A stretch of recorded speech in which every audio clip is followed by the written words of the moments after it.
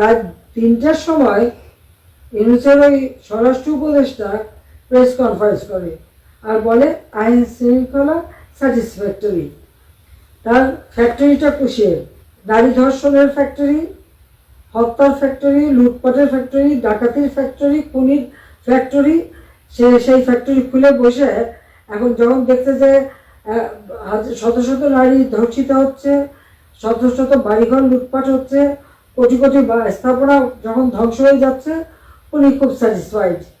কাজে এই এই ফ্যাক্টরি বন্ধ করতে হবে। এই স্যাটিসফ্যাক্টরি আমাদের উপদেশটা নাম লে জে জাহাঙ্গীর, তার হাত থেকে এবং তার যে ওস্তাদ ওই জঙ্গিবাদী ইউনুস, এদের এবং তার উপদেষ্টা আর ওই সমন্বয়, এদের হাত থেকে দেশকে মুক্ত করতে হবে।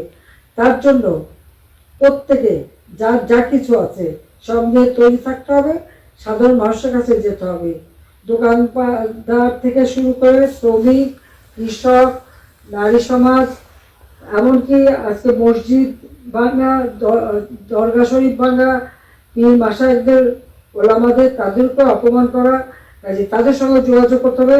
সব শ্রেণী পেশার মানুষের সাথে যোগাযোগ করে সবাইকে নিয়ে মাঠে নেমে এদেরকে তাড়াতে হবে। এবং তারাও না, এদের বিচার করব, আমরা প্রত্যেকের বিচার করব। সেই বিচার করার জন্য সবাইকে সর্বশক্তি দিয়ে নামার জন্য আমি আহ্বান জানাচ্ছি।